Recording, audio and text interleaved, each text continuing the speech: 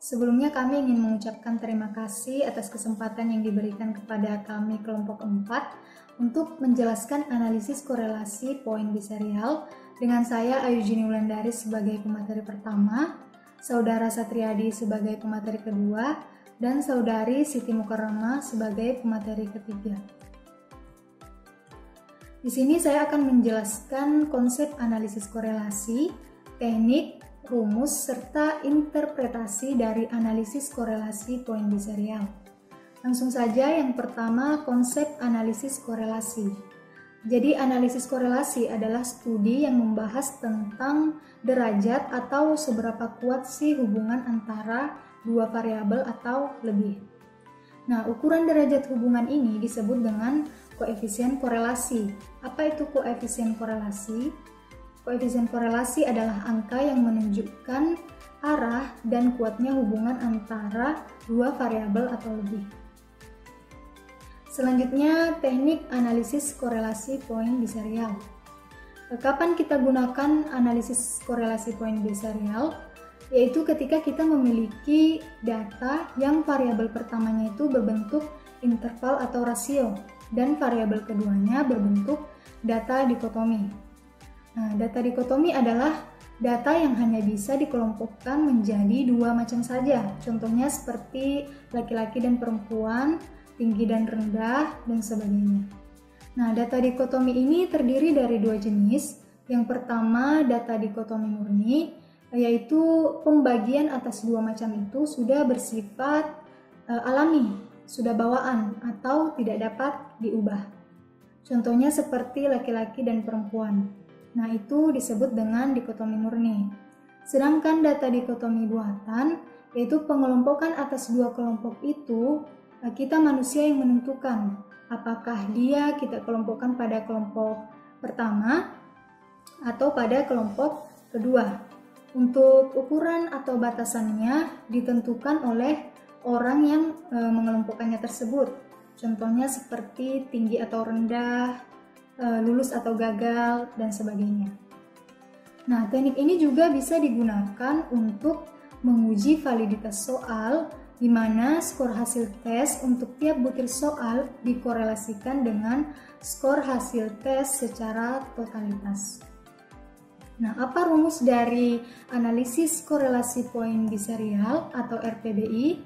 Nah, rumusnya adalah RPBI sama dengan rata-rata P kurang rata-rata T dibagi standar deviasi dari T dikali akar dari P per Q. Untuk keterangannya bisa dilihat pada layar. Selanjutnya, interpretasi analisis korelasi poin biserial. Nah, untuk menguji hipotesis nihil H0 atau untuk menguji validitas suatu soal, koefisien poin biserial atau RPBI harus dibandingkan dengan R-tabel dengan menggunakan derajat kebebasan atau DB sama dengan N kurang 2 dengan kriteria apabila RPBI lebih besar atau sama dengan R-tabel, maka H0 ditolak. Atau dengan kata lain, soal tersebut bersifat valid. Sedangkan apabila RPBI-nya lebih kecil dari R-tabel, maka H0 diterima, atau dengan kata lain, soal tersebut tidak valid. Nah, selanjutnya untuk contoh soal dengan penyelesaian menggunakan Microsoft Excel akan dijelaskan oleh Saudara Satriadi. Baik, terima kasih kepada Saudari Ayu Juni yang telah menjelaskan konsep, teknik, formulasi, dan interpretasi dari analisis korelasi poin biserial itu. Pada kesempatan ini, kami ingin menampilkan contoh soal. Misalkan, dalam suatu penelitian yang bertujuan untuk menguji validitas 10 soal yang telah dikeluarkan dalam tes untuk dikerjakan oleh 10 orang atau testing. Soal tes tersebut berbentuk tes objektif. Jika diberikan aturan bahwa testing menjawab dengan betul, diberi skor 1, dan jika salah diberi skor 0.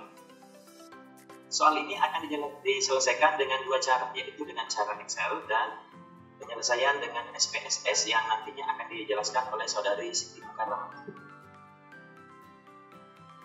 Di sini kami menampilkan tabel skor dari hasil pekerjaan ke-10 sasaran pengujian atau testing.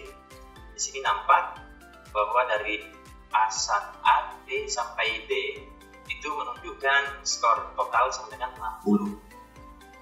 Berikut dijelaskan tabel berikutnya pada tabel kerja. Di situ ada penambahan tabel kolom dan kolom terkait nilai P dan nilai Q, sementara nilai XT itu dikuadratkan untuk kemudian nanti akan digunakan dalam proses selanjutnya. Nah, di sini kita akan melihat bagaimana kita akan mencari min totalnya, yaitu 6. Kemudian dari min total itu akan digunakan untuk mencari standar deviasi. Kemudian standar deviasi kita dapatkan 1,897 yang akan nantinya akan dimasukkan dalam pengujian validasi.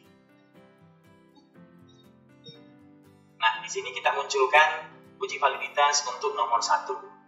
Setelah dimasukkan rumusnya dengan nilai-nilai yang ada, nanti hasilkan 0,231. Berdasarkan yang disampaikan tadi Saudara Juni bahwa di interpretasi itu DF sama dengan N dikurang 2, maka diperoleh 8. Berdasarkan tabel R, nilai 8 itu berada pada tingkat signifikansi 5% sama dengan 0,632 dan 1% sama dengan 0,765. Karena RPBI-nya lebih kecil dari R tabel, maka dapat disimpulkan bahwa butir soal nomor 1 invalid atau tidak valid. Sekarang kita akan melihat nomor soal yang berikutnya. Itu soal nomor 10 kita akan menguji validitasnya, di mana ditemukan 0,861. Berdasarkan interpretasi bahwa RPBS yang diperoleh lebih besar daripada tabel R tabel, baik itu pada taraf signifikansi 5% maupun 1%, maka dapat disimpulkan bahwa butir soal nomor 10 telah memiliki validitas yang baik. Untuk selanjutnya, kami serahkan kepada Saudari Siti Mukarramah untuk menjelaskan bagaimana sih jika diolah dalam bentuk SPSS. Baik, terima kasih Kak Satyadi. Selanjutnya saya akan menjelaskan penyelesaian contoh soal menggunakan aplikasi SPSS. Oke, di sini sudah ada datanya, 10 orang testi dengan 10 item soal seperti yang dipaparkan sebelumnya, bahwa angka 1 adalah untuk soal dengan jawaban benar, kemudian 0 untuk jawaban yang salah.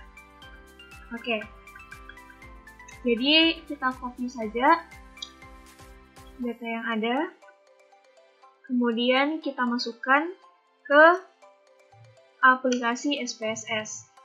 Oke, ini adalah tampilan untuk aplikasi SPSS-nya. Buka data view, ya. Kemudian di kolom pertama kita paste file yang di copy tadi. Selanjutnya kita buka variable view, kita mengganti setiap nama menjadi item untuk memudahkan kita dalam menamai setiap soal. Oke. Kita ganti dulu.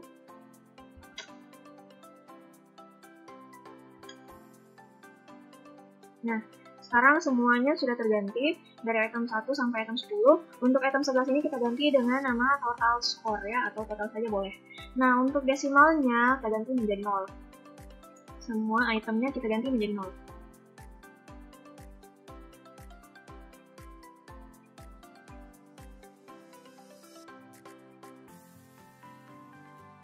Oke, selanjutnya kita ganti measure-nya dengan nominal.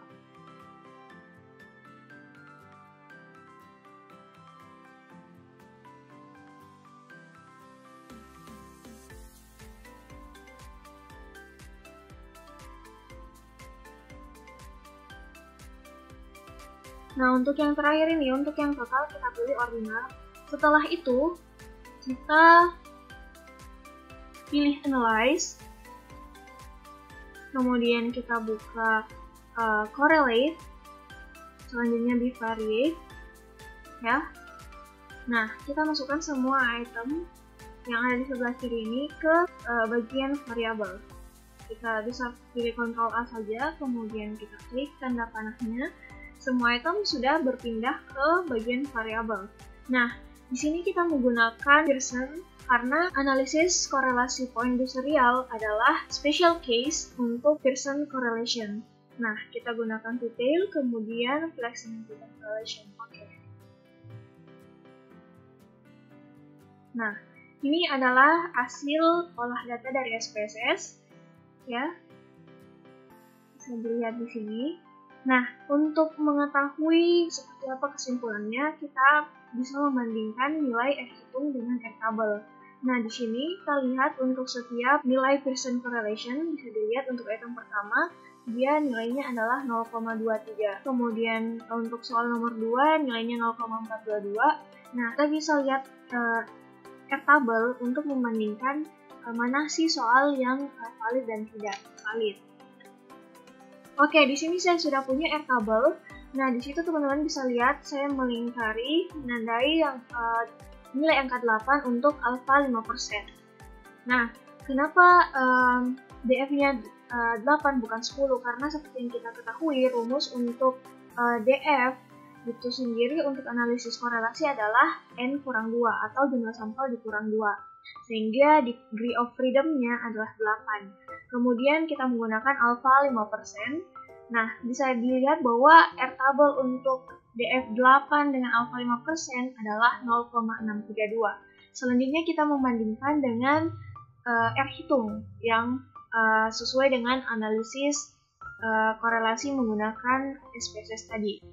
Nah, pada butir soal nomor 7, 9, dan 10, RPBI-nya itu lebih besar dari R tabel pada taraf signifikansi 5%, sehingga dapat disimpulkan bahwa ketiga butir soal tersebut valid. Kemudian bagaimana dengan soal yang lainnya? Ya, soal selain nomor 7, 9, dan 10 itu tidak valid. Analisis korelasi ini untuk uji validitas itu sebenarnya harus dilakukan validasi oleh ahli. Dalam hal ini adalah dosen atau pakar yang mengerti tentang apa yang akan kita teliti, seperti itu. Jadi, saya rasa cukup sekian dari kelompok kami. Terima kasih. Dan Assalamualaikum warahmatullahi wabarakatuh.